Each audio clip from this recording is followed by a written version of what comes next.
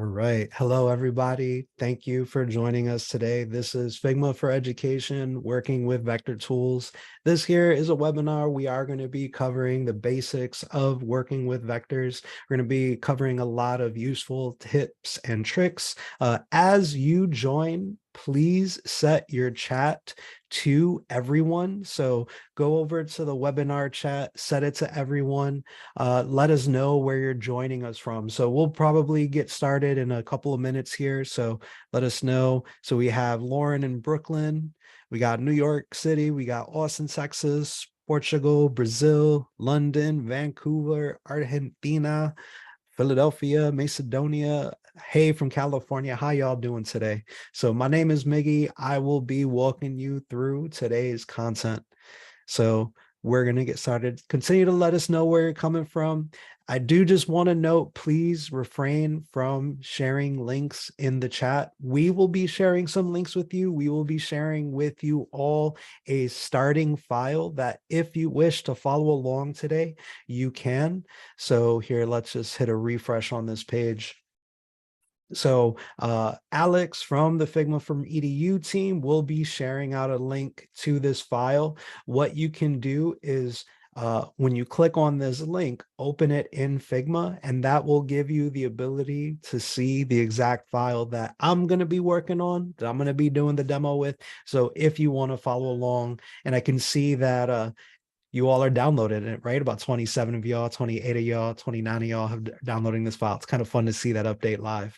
So once again, this is the file that we're working from.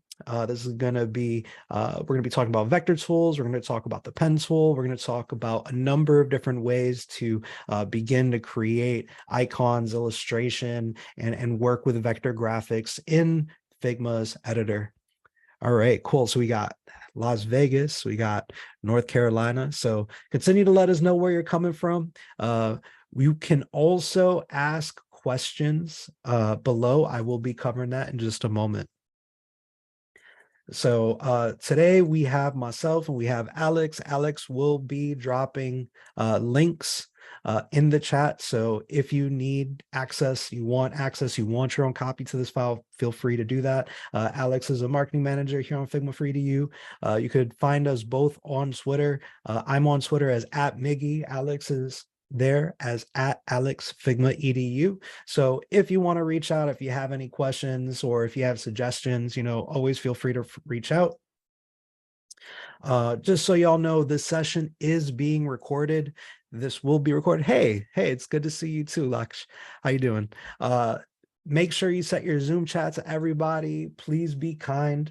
And just no sharing of links. We'll be sharing a few links with you in the chat, but please abide by Figma's code of conduct. You can find that over at figma.com/code-of-conduct. So in essence, just be kind to each other when asking questions, when talking in the chat, or, we might have to remove you if you're being a little unruly. So please be kind. We're all here to learn and enjoy each other's company. I do want to take a quick moment to remind you all that Figma and FigJam is free for students and educators. So if you're currently studying in a classroom setting, if you are taking a boot camp, if you are, studying human-computer interaction, product design, coding, right? Figma is free for you. You can head on over to figma.com/education, and that'll give you the ability to use education teams. Education teams will give you the ability to use features such as team chat, uploading videos, and a number of pro features that will kind of give you unbounded limits in using things like version history, as well as files and additional pages in your files. So just a recap on that: sign up, verify, make an education team. So you want to sign up for Figma at figma.com/signup. Then you head on over to figma.com/education to verify. You can create an education team. The education team is the pro team. So it's the offering. Otherwise, a starter team is free as well. You can use that, but there are some limits. The education team won't have those limits. And then, head on over to figma.com/@education. So right here, figma.com/@education. I'll drop a link to that as well. You can basically see this is where we have today's template file, but we also regularly publish template files that you can use along your education journey, whether you're an educator or a student, you're learning design, you're facilitating a classroom space, you can use that all right there. All right, cool. So just so y'all know, we run these workshops monthly. So if you have interest in following up, next month, we are going to be doing a bit more deep dive on icon design. So figma.com/events, you can find further workshops. You can also head on over to Figma's YouTube. So youtube.com/Figma design. And you can follow along the education playlist. So the Figma for Education playlist has the previous workshops there. So we just did a workshop on design systems. We did one on very basic primer using auto layout in Figma, as well as animation. So feel free to check those out. All right, so that's all the housekeeping for today, and we're gonna get started. So right now I am in Figma. You'll notice along the top, you'll see some basic tools. Over here on the left are pages. So I was in this first page. You can see that I'm able to assemble images and graphics and text to kind of easily communicate the ideas. Here I am in this vector basics page. I'm using the space bar and clicking my mouse to drag around this page. The first thing that I want to address is that this workshop, there are going to be a number of keyboard shortcuts. Those keyboard shortcuts may be different for you if you're on OS 10, if you're on Windows, if you're on a Chromebook, or if you have a keyboard that is representative of a different language. But I'm going to show you how to be empowered to find those shortcuts on your own. And we're going to show you the first shortcut that will help you find your way around Figma. So we're going to use quick actions.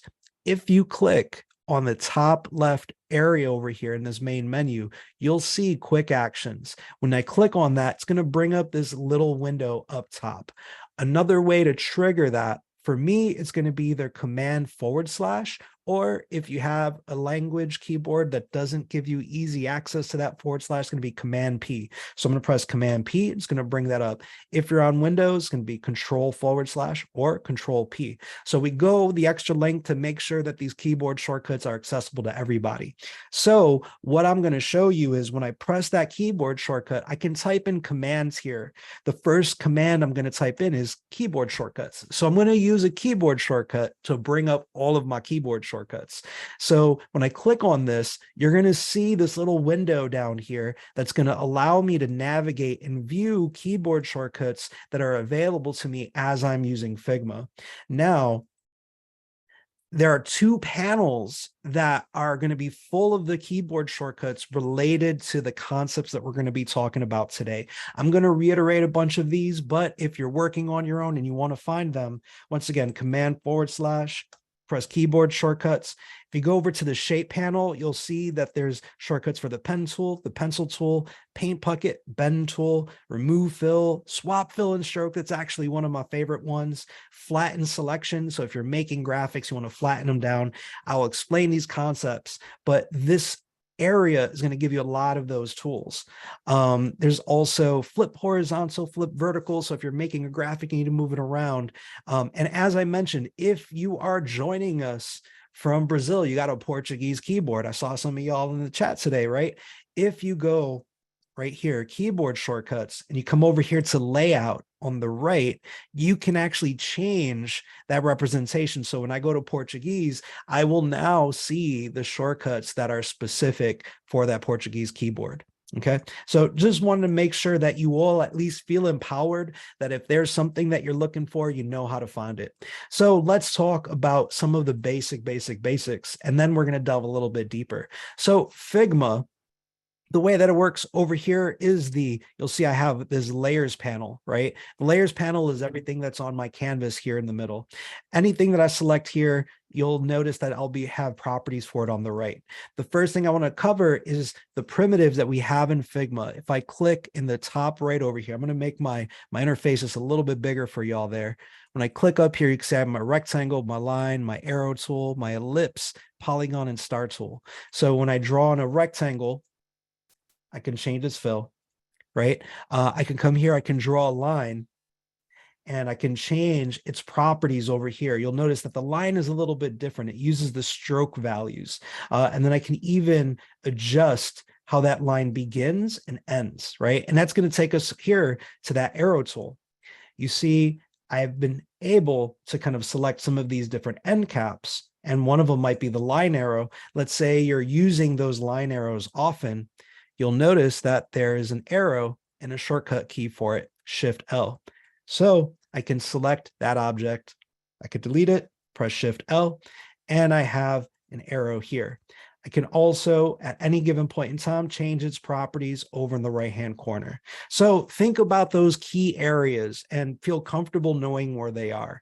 I'm able to click up here. I can see these are these objects. Now, I'm going to cover some of my favorite ones. The ellipse, the polygon, and the star have some secrets associated with them, right? So if I create that color, that object, and I have here, I could draw a polygon. Let me change that color.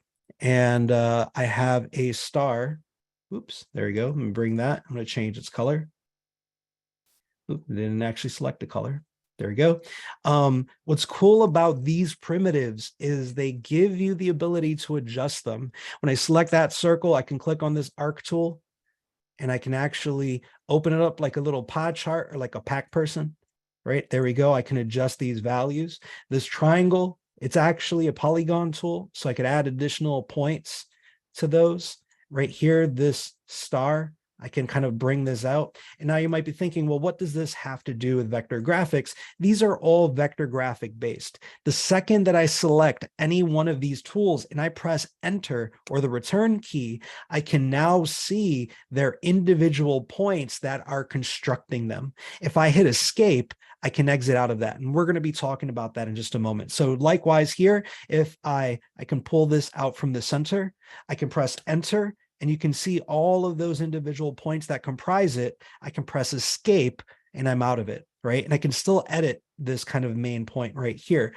All of these properties that I'm adjusting on these additional shapes, you'll see that those properties are represented over here in that design panel. So I can change that count. I could change that angle. And this is what's referred to as a non-destructive properties of these objects. Now, they're non-destructive only until I decide that I'm ready to destroy them. But here I can even adjust this corner radius. I can come here, adjust that corner radius, right? I can make these adjustments.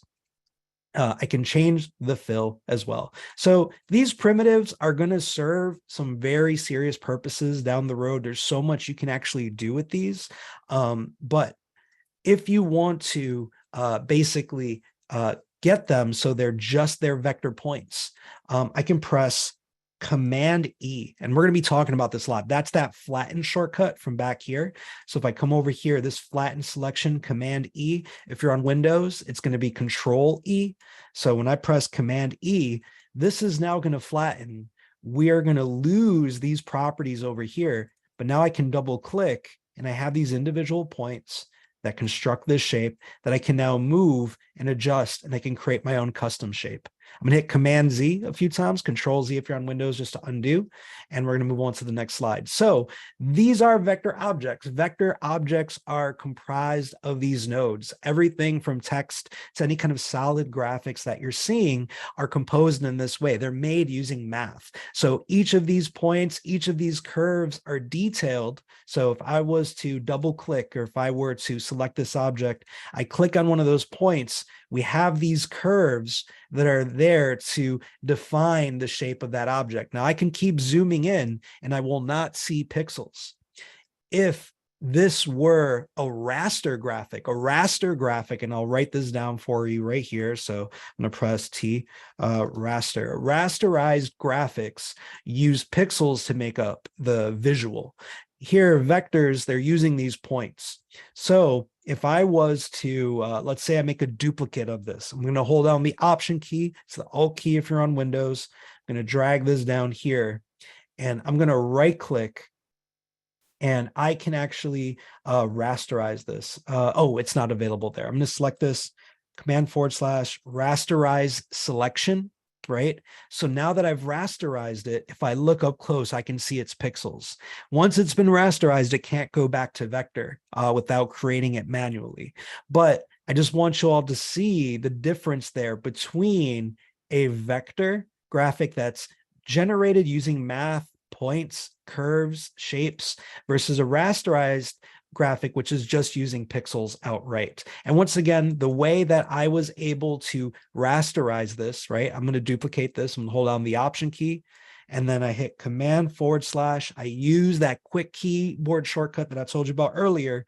And I can say rasterize selection. And then there it is. It is now rasterized.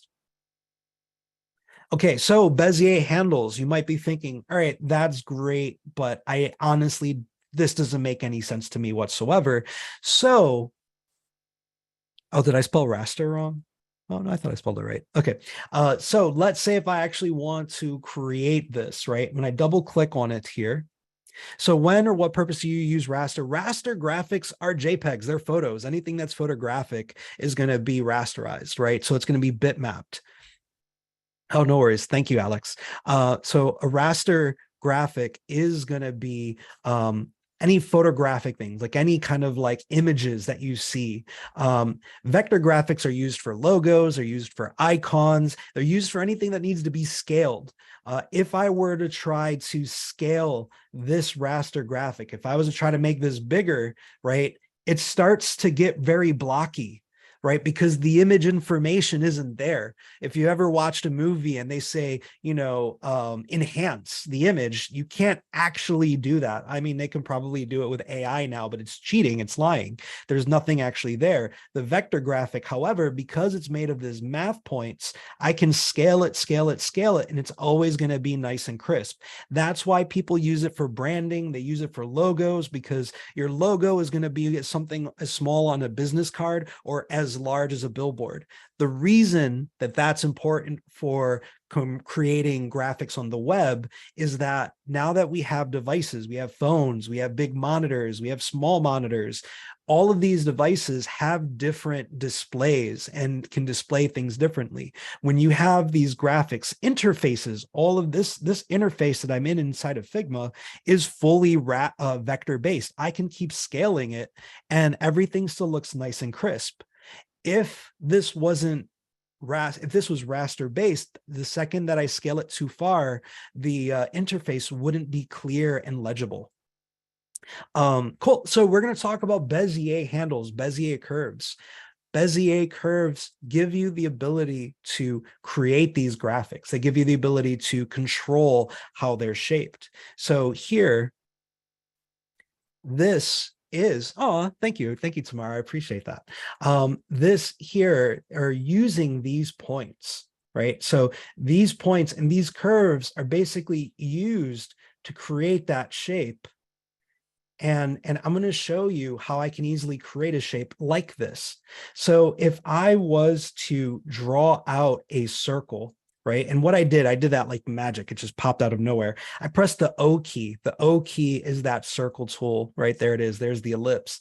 I'm going to draw it out. I'm going to hold down the Option key and the Shift key to draw it from the center. If I just press the Shift key, it comes out from this side. If I hold on just the Option key, it comes from the center. If I hold both of those modifier keys, right? These modifier keys, we're talking about them a lot. So Shift and Option, if you're on Windows, Shift and Alt, I just draw it from the center. I'm beginning to make that map icon, right? And then when I double click inside of it, or if I press Enter, I can see these individual points. Now I can select one of those points and I can move it down, right? However, I want an edge instead of these curves. These curves are basically dictating between these 2 points how far out it should be drawn. Now, if I change this to, let's say, an edge, let's say if I just move this to the center, if I move that curve to the center, right? I move that curve to the center, we no longer have those curves pulling those out. We now have an edge. There's an easy way to do that. I can just hold down the command key, control key if you're on Windows, and I can just click on all of those points to make them all edges. And you'll see, oh, wow, like this is just a kite. But if I want to bring them back out, I can hold the command key and I can bring them back out. And it's not going to be perfect. So I might need to adjust how they're being drawn. And now when you're dealing with Bezier curves, the trick is to have as few points as possible. You only want a small number of points. You want points at the farthest most edges, and you want to try to keep these angles at right angles or 45 degrees. And there's exceptions, but you want to try to keep it as structured as possible. You know, the second that I start doing, you know, all of these extra points, you know, it's going to start getting really crazy and messy, right? And then it's going to be harder to control. So you don't want this. You actually, and I'll show you how to do all this in just a moment. You know, you want these to be clean. And we're going to deep dive into creating those points. We're going to deep dive into creating those extra points in just a moment. Actually, right now, that's what we're going to do. All right. So in Figma, there's two ways that you can kind of draw things out. So if I click over here, we just talked about the primitives. So over here, we have the pen tool and we have the pencil tool. The pencil tool, let's go over first, will let you just draw vector lines in Figma freehand. This is easily drawn. I have a mouse, so it's easily drawn if you have a mouse, or even if you have like a drawing tablet, you could draw with the pencil tool. I'm going to select some of these, put that away. So right here, click on the pencil tool, and I'm going to draw these lines. And Figma actually will make them just a little bit smoother, you know, than you may have made them. And if you want to adjust the pencil lines, you can come over here. You can make that stroke a little bit bigger. You can change the color, and it will remember that. So there you go. So now with the pen tool, it's going to be a little bit different. The pencil tool is for freehand, and the pen tool will give you the ability to draw these points. So here's the pen tool. I'm going to click, and I'm going to create points. Generally, when I'm beginning, I'm drawing kind of straight edges. Now, fun things about the pen tool in Figma, I can actually, if I want to add a point in between, right, I can just move along this point. You'll see a little plus gets added to it. It lets me add an additional point. And then so like here too, I can add an additional point. Here too, add an additional point, and then I can move these points. And there's going to be two different types of tools. And we're going to talk about that right now. We're in vector editing mode. Once we begin to use that pen tool, oops, I still have my old lines there. Here we go. Let's go into vector editing mode. So when you click on the pen tool, you're in vector editing mode. So I'm in this kind of space where I'm drawing these graphics, and these are the options available to me. The first one over here on the left is the move tool, which is the V key on your keyboard, the V key. So you'll see V key right there, V. And then the pen tool is going to be the P key. And you're going to move between them both. So I'm going to press V to move a point, and then I might press P to, you know, add additional lines. Now, one thing you'll note here too, if I'm hovering over a dot, excuse me, if I'm hovering over a dot, I can use one of my modifier keys to remove it. So I can press the Option key to remove it.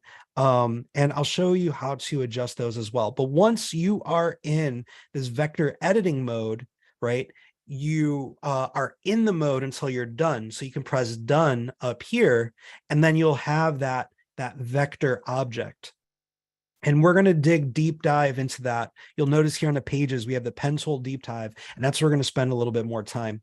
Really quick, in Figma, we have this opportunity for this thing known as vector networks. In a lot of vector software, when you are drawing lines, when you're vector editing, you normally can't add more than, let's say, 2 lines to this node, but in Figma, you can. So I can have this middle point connected to many other lines. So here I'm able to select all of these points and I can continue to connect them. And you might see that when I draw a point, right? Sometimes when I'm drawing it, you might see a little extra line. So here, if I see that line and let's say you're like, hey, Mig, how do I get rid of that line? Press the escape key and you can get rid of that line. So here I can draw these points. And what's cool with the vector network is I can kind of control this shape. So here, this is a vector network that looks like a little cube, right? I can adjust that. And one fun thing that we haven't yet talked about is this paint bucket tool. So the paint bucket tool will allow you to fill with a color. So here I can choose, like, let's say that fuchsia. I can click another fuchsia. Let's make that blue. I can click here and make that yellow. So now you can see as I move this around. And I can adjust these points. And if I want to begin to round out these corners, I can hit that command key and I can draw out those Bezier curves, right? So hit the command key and I could draw out Bezier curves and I can make this a little bit more rounded, right? So you can create some very cool graphics just by moving and adjusting these points. If I need to adjust my curve or handle, I can easily do so. Cool. Yeah, I can do that again. I'll show you one more time. I'll do that from scratch, as a matter of fact. So here I press the P key, pulls out my pencil. I can draw point, point, point. Let's make a little square, right? Like on an angle. Need a little isometric view. Point, point, point, and then point, point, point. So now we've kind of brought these all together. I can move these points around. And now what I can do is I can give them fill. So I can click. I see somebody is only getting curves. You're clicking and dragging if you're getting curves. I am clicking and then letting go. I'll show you that in a moment. So here, I will make that purple. I will make this blue and I can make that yellow. And so somebody mentioned that they keep getting curves. If you click and you drag, here, let's do that one more time. If I click and I drag, right, you're going to get curves. So I typically stay away from working in this manner because you don't have that much control over your curves, right? And you're going to be kind of creating them all over the place, right? So what I typically do is, let me hit escape. I click, click, click, click. So I'm not clicking and dragging, and that allows me to draw straight lines in between all of those points. And I'll be showing y'all in just a moment some fun stuff with that. You can actually measure the distance between points. So if I'm here and I hold down the option key, I can actually see the measurement and the distance between those points. But we'll be talking about that in a moment. That's a little bit of a deep cut that I really appreciate. Okay, so strokes versus fills. So here, if I were to, let's say, draw with the pen tool a square, right? You'll notice that right now I am drawing out a stroke. So it's moving all around these edges. So here on this graphic, right, these lines are all around it are the stroke, and then the color inside are the fills. So the strokes are mapped here. They're treated independently. So if I were to add a fill, I can add a colored fill there. That is the inside, and the stroke is the outside. Now, let's say you're working and you want to swap the fill and the stroke. So if you press Shift X, it'll swap between them. So let's say this is very common where you might be working on something and you're like, oh, I want to see this, how the fill is going to look. You press Shift X and you can see the fill. and you can press Shift X again, and you can see that is the stroke. So Shift X will swap the fill and the stroke. So this comes in very handy. Now, when you're working with strokes, you actually have a number of properties available to you to make your life just a little bit easier.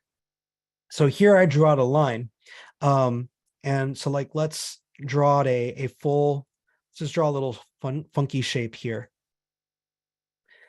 Okay, so I draw out this like little banner, right? Like, let's say this is a little flag.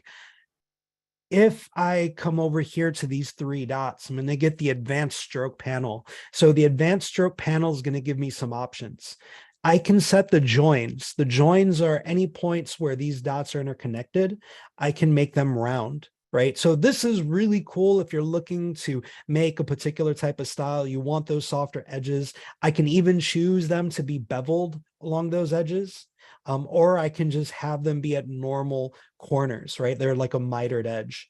Now, how this stroke behaves will change depending on where it's set. So as these lines are being drawn, this right now is in the center line, right? I can change that to be in the inside. So you can see that it's on the inside of my path. So I've created this path, and now the stroke is on the inside. So if I were to make it larger, right, it's on the inside. If I set it to the outside, right, when I set it larger, it grows on the outside. And if I set it to the center, right, it's growing out both on the inside and the outside. This is going to be really important when you're thinking about creating icons. And also you're going to note that it's a little bit limited. If I just create a stroke, like a single line, I'm not really going to have the opportunity to switch between inside and center. You're not going to see it. And or if I were to, let's say, draw, like a little, let's say I'm drawing like a little stick figure, right? If it's set to the inside, it's not going to show up properly. If I set it to the center, then it will show up properly. Let me delete those extra little points there. So here we go. I have this vector network. If this is set to the inside or the outside, outside may work, but inside, it's not going to work. That line is still there, but it doesn't have volume to show that stroke. So outline mode is actually going to be kind of amazing as you're working. So like if I were to take, let's say if I was to grab this shape, I'm going to copy it. I'm going to bring it over here, right? If I press Shift O, I can now see it in an outline mode. Outline mode is going to give me the ability to see that depth, that distance, kind of everything else is cluttered away. So even if I was to work with, let's say, text, right, I can begin to see that text outline and how that's constructed, right? So outline mode gives you this nice view. So if you're working on an illustration, I'm going to skip ahead a little bit. Let's say if I go here and I have this like very complex illustration, when I go into outline mode, it helps me see everything and select the lines that I want to select, and I can see the strokes in play. So Shift O is going to be outline mode. Cool. You can adjust settings for outline mode over here in the top right. So if you go to outlines, let's press Shift O. And if I come up here, outlines, I can include or disclude hidden layers. So if you want to like hide objects, or if you want to include the object bounds, you can display or hide that. Yes, I can explain for the stroke. So basically, if I was to draw a stroke, the question was, can I explain the inside bit for the stroke where it doesn't show up? So right here, I'm creating this graphic that has these like unclosed areas, right? So there's unclosed areas. This is enclosed and this is not enclosed. So if I was to create that stroke to be inside, right, these lines are still there. Actually, let me go to outline mode and you'll see those lines are still there, right? They're still part of that shape. Let's remove the object bounds. There we go. They're still part of that shape, but they're not going to be seen. So changing that to center is going to be a little bit different. This can get weird when you're generating graphics that are pixel based, because the line wants to be on a pixel, but the actual stroke might land on a half pixel. I will cover that more in our next workshop when we're talking about icons. So a couple things here.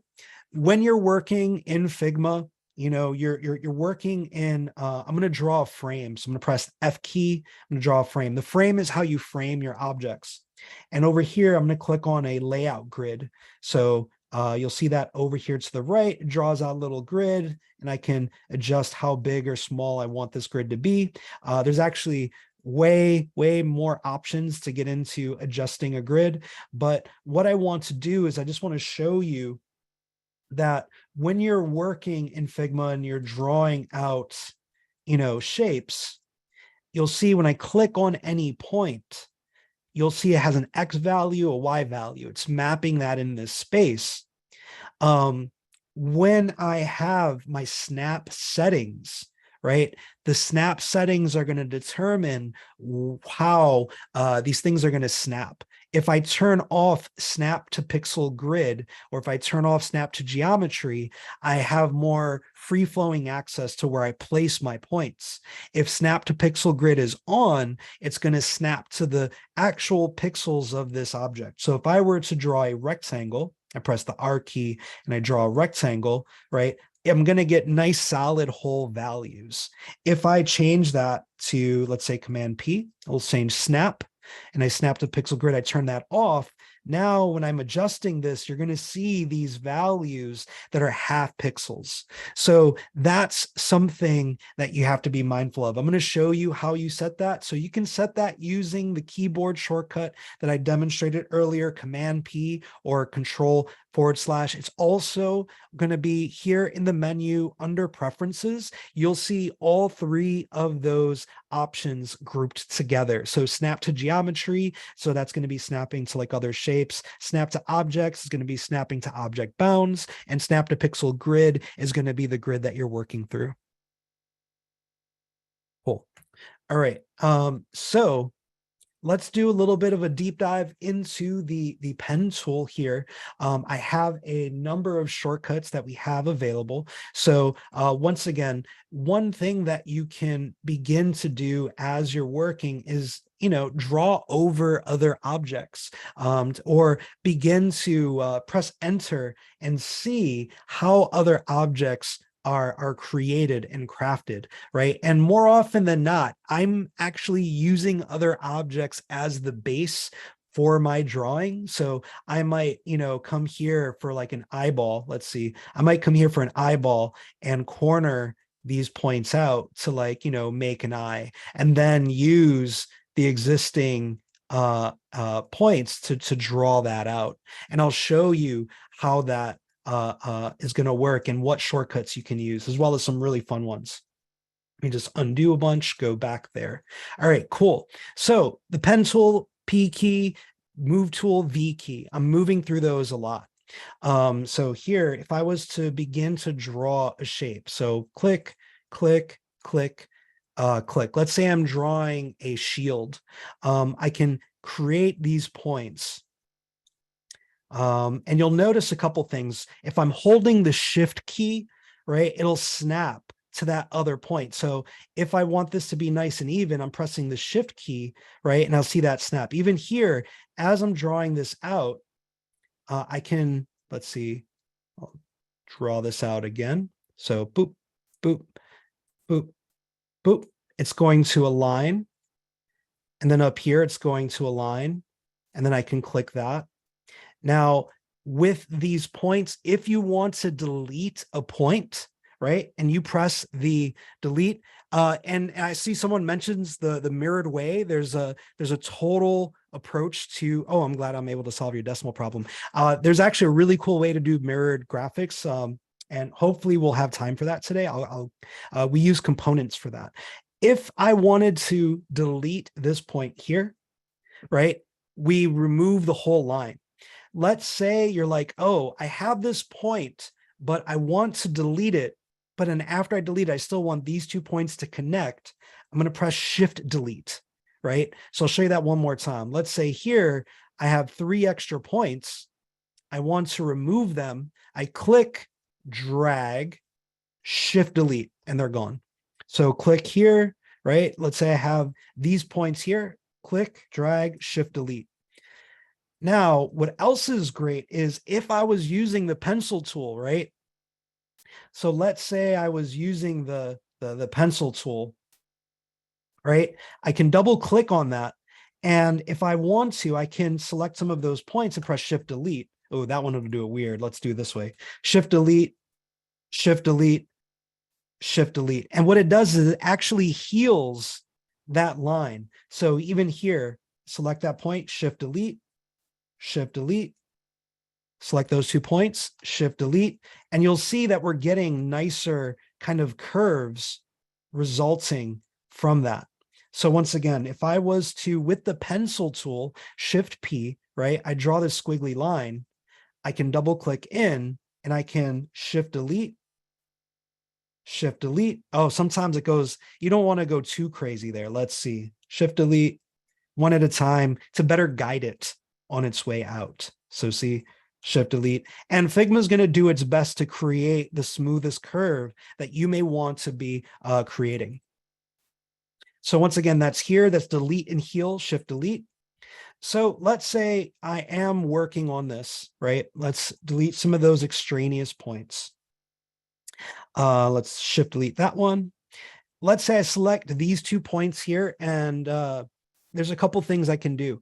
Let's say I want to round out those corners, right? I can try using the bend tool, right? And clicking to round that out. And actually, that's actually not half bad, but I can also select those points and over here use a radius to round those out for me, right? And it's actually then kept on that point. So as I adjust that point, it's got that rounded edge associated with it. So likewise, up here and up here, I can select it. I can use this rounding edge and I can round those out for myself.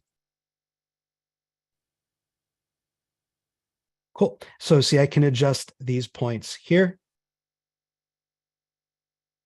And so that's going to give you the ability to like have a little bit more control in the shape that you may be creating. Another fun thing that you can do, I can select these points. Let's say I want this one to be aligned back up into the top here. I can select them and we have alignment tools and I can actually align those points. Let's say I want to align all 3 of these and I want them all to be aligned down to the bottom, right? Now all 3 points are aligned down to the bottom.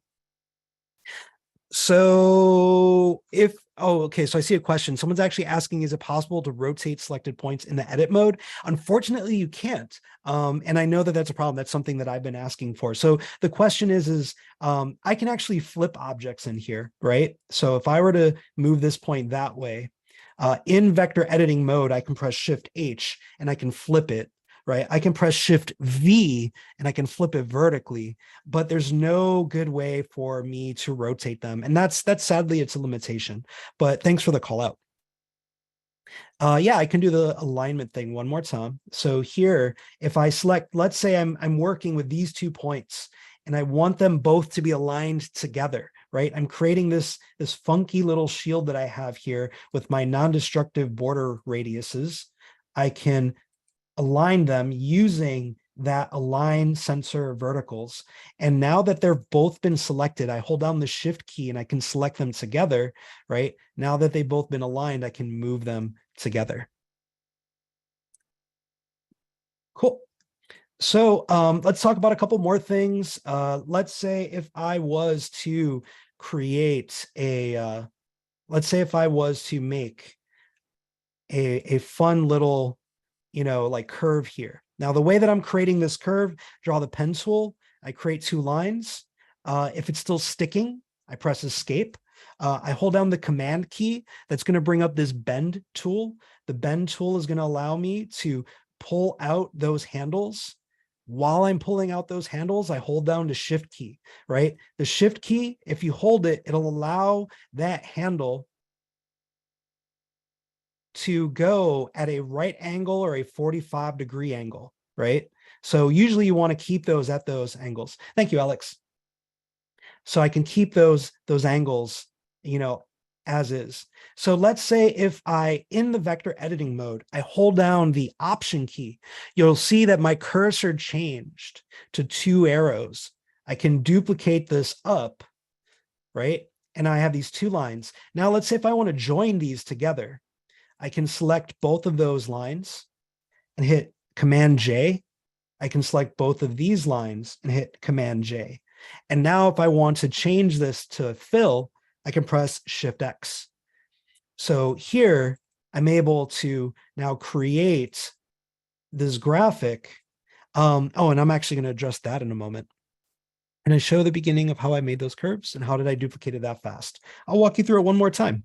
So create a line, right? Still sticking right here. Let's make sure that this is a stroke. There we go. Let's see. So make sure you have a stroke value. Click line, right? If you're still have this, it's still like the pen tool is still stuck, you'd escape. I'm going to hit the Command key to pull up the bend tool on the edge here. So I hold down the Shift key as I draw that out. Same thing, hold down the Command key and then the Shift key as you draw that out. So the Shift is going to make it stick to like nice solid 45-degree angle increments. And the Option key is going to allow me to have that bend tool, which is going to allow me to pull the curve. Now, if you have been coming from another tool like Illustrator, you probably are familiar with the Convert Anchor Point tool. To get that tool is Command Option with the Move tool. So you might see this if you've been familiar with other software, like other vector software. And this allows you to just kind of have more individual control over your curves. So right now I'm holding down Command. It's the Bezier anchor tool. So Command and Option or Control and Alt. And I know we're doing a lot of shortcut keys. To be honest, Command, Option, and Shift are your friends, or Control, Alt, and Shift are going to be your friends. And as you're working, you're going to start to get that muscle memory of which ones are going to work. Shift is always going to move things at solid lines. Command is always going to give you some other tool that's available to you, right? And then Option, when you press it, is going to give you an alternate one. So here, if I move this without Shift, it's wherever I want. With Shift, I get it there. Now, someone asked me, how did I duplicate this so quickly? I hold down the Option key and I could duplicate those lines, right? I could duplicate them up. I can hold the Shift key and I can keep them almost aligned with this, right? Now, if I want to join them, I select them together. Command J for join. Select Command J for join. Right? So they're all put together. And now I can press Shift X. And there we go. We have our little graphic. I can even select those points and move them down. In here too, I can select that whole object and hold down the Option key, right? I can press Shift H to flip it and I can join it together right there. And even if I want to, I can like remove some of those extra points, and I have this line here. So I've covered a few of these. So measure distance, right? You have a point and you want to see the distance between that point and another point as you're adjusting it. I believe I turned off my snap to pixel grid, so my points aren't as nice and even, but I can see kind of like the measurement as I'm making the graphic. I can see, the distance of that is like 560. So if I need to make any adjustments on those points, a few other things that I want to cover: when you select a vector node over here, there's a whole bunch of options. Oops. There's a whole bunch of options. So every vector node, you can change the behavior of that handle. So right now it's no mirroring, right? It's just one handle. But if I command click on it, I will get both handles, right? And so they mirror, or I could just mirror the angle, or if I want to break it, I can hit Command Option and I can break the handle. So when you're working with that Bezier handle, if you're like, oh, why is this breaking this way? I don't want it to behave that way. Command Option, click, and it'll remove that extra handle, right? Command Option, click, it removes the handle. I want to bring it back. Command Option, click, it brings the handle back. Command Option, click and drag, and you have now full control over it, right? So this Convert Anchor Point tool, or the Bezier Curve tool, it comes up once again when you have the Move tool and you press Command Option or Control Alt, and it's going to give you the most control over your Bezier handles. Cool. All right, so let's talk about a few more vector operations. Once again, if you're in the file, I've added a few YouTube videos here and there. So this is Vectors 2 by Raji, where he talks about Boolean operations. Boolean operations are going to allow you to create really cool graphics fairly easily. When I'm working on icons, I'm more likely using Boolean operations and editing existing shapes than creating paths from scratch. So Boolean option, what it means is I can take a shape here. I should just change my background color. There we go. I think my default color for like colors is, there we go. So I can have these two shapes, right? They're selected together. And up here, once you selected two shapes, you can see these options that come up from the top. So union, subtract, intersect, exclude. So if I were to union them, right? You'll notice over here in the layers panel, I'll make my layers panel a little bit bigger. Both of these ellipses are still in there. The benefit of the union is if I were to draw, let's say, a stroke value, right? It's all around the edges. Let's put that in the center. And what's cool is that border radius, the corner radius thing, I could apply it, and then we can make that, a nice little rounded edge. Now I can select one of those shapes inside and I can still move it around. And, it'll act like a nice little like blob thing, right? I can even scale this down a little bit. So union options are cool, and you could stack unions. So it's a non-destructive action. So I just have these two ellipses here. Let's say I want to remove one from the center. I could draw another circle. I can put it there. I can select them together and come to another Boolean option. And this time I can subtract it. So now I have over here a subtracted, object, right? So it's subtracted from the center, and then a union underneath it. So it's subtracting that circle from the union underneath it. And if you want to select one of those shapes inside, you just hit the Command key to click, right? And I can click on the object that I want. This is another case where outline mode becomes really helpful, because if I press Shift O, I can see all of the different levels. It's even better in dark mode. Let's put this in dark mode, right? So here I can move this shape on the inside. I can see the outline, and I can select all of those shapes and have more control over how this is crafted and created. I'm going to press Shift O, and there we go. So I often use this for making, like icons and stuff, to kind of like have these really fun shapes. Now there's other modes too. So let's say if I was to use a shape, and let's say I want to cut out, let's say I want to cut out another shape, right? You can use that subtract selection, there you go. And then you could apply the rounded corners on top of it, so then you can kind of have that, fun little like banana shape. And once again, you press Shift O and you can actually see how it's created. Cool. And check out Vectors 2. That will have a nice deep dive on some of those concepts. Flatten, we've already talked about flatten. When you create a like a polygon, or actually better yet, let's say you've made something out of vector, right? So I've made this, fun vector shape over here. And, I have another vector object, and you'll notice that they're their own respective layers, right? This is one and this is one. I press enter and I'm editing here. and then I press enter and I'm editing here. Let's say I want to bring them together so I can edit them together, right? Let's say I want to join these two in a very special way, but I want to connect them myself. I can just select them both and press Command E. That's that flatten that we mentioned in the beginning. And now when I double click, they're in there, they're in there together, right? So I'm like, cool. So I can delete that line and I can delete this line and I can select those points. Thanks. All right, cool. So questions in about 3 minutes. Let's hit Command J and Command J, and I can join those. One fun thing, if I select both of these and I press Command Shift J, we get smooth join.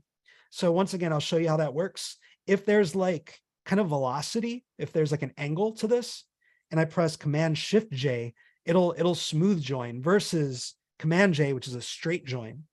So select both points, Command Shift J, right? Select both of these points, Command Shift J, and it will attempt to kind of smooth those out.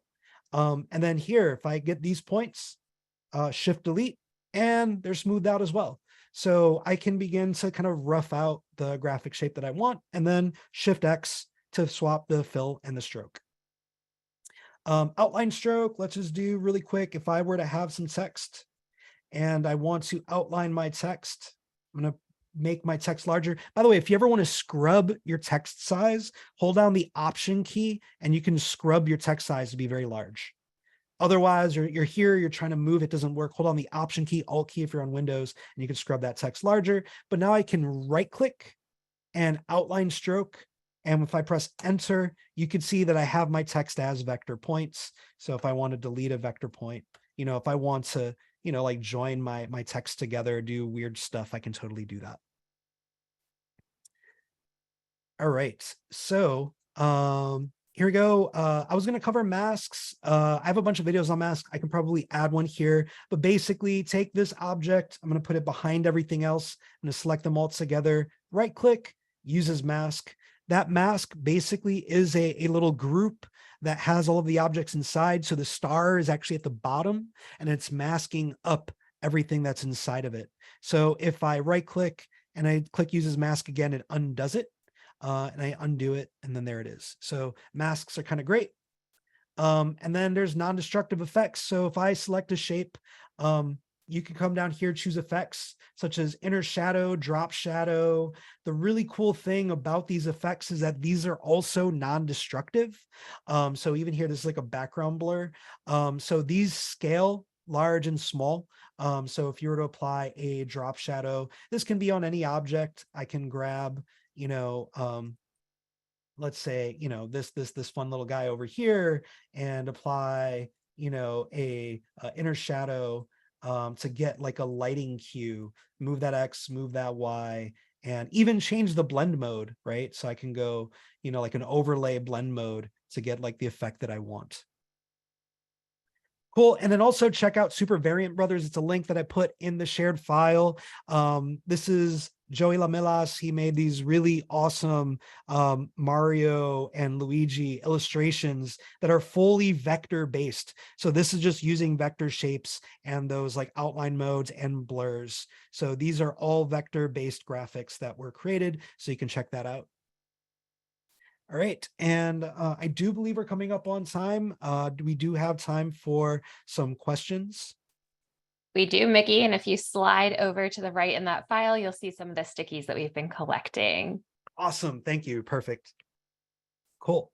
So let's see. How do you make extra points on a shape? Once again, if I have a shape and I want to add a point here, right? So I draw the shape, I press enter, I'm in the vector editing mode. I press the P key, which is the pen tool. Once I go near an edge, you'll see the little plus, right? And it allows you to add extra lines. If you create a line and then you see that extra little bit, always hit escape.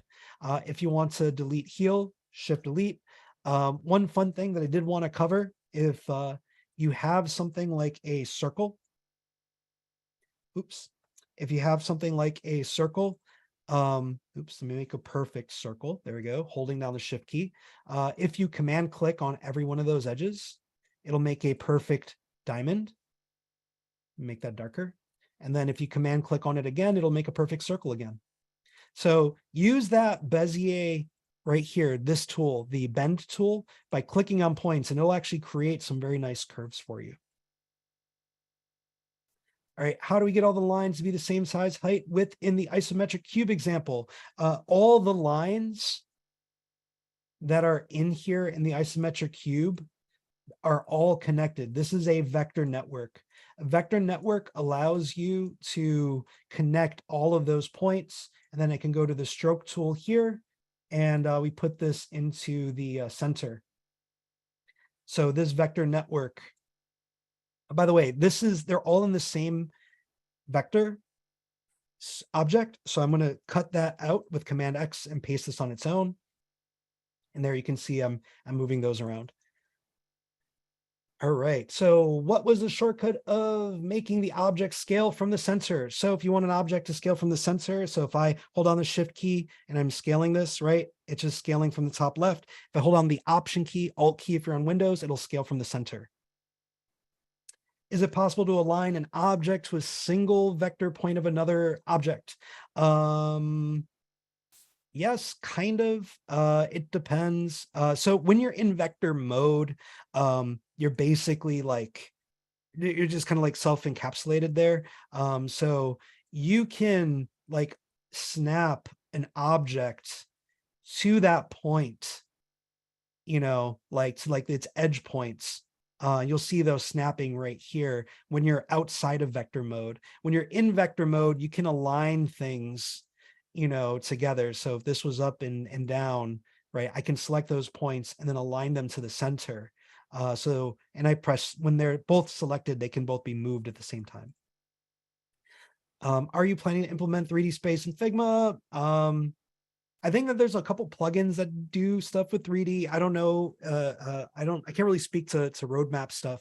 Not really sure there. Example of an eye instead of moving left side to right side. Is there an easy way to move them both symmetrically? Oh, so one thing that I did want to cover today that I didn't have the opportunity to, one thing that's really fun with vectors in Figma is this thing known as components. So if I select this object and I come up here and I make it a component, right? This is like a symbol in other applications, but what's really cool is that if I were to have, a bunch of these, all at the same time, right? I can go back into that first one and they all now move together, right? So this is a little bit more of an advanced technique, but basically, I can create some really fun stuff by having, these individual components, rotating them, adjusting them. So with that eyeball example, if I were to have like, an eye, and I believe this is the question, how to move them symmetrically. Let me move that over.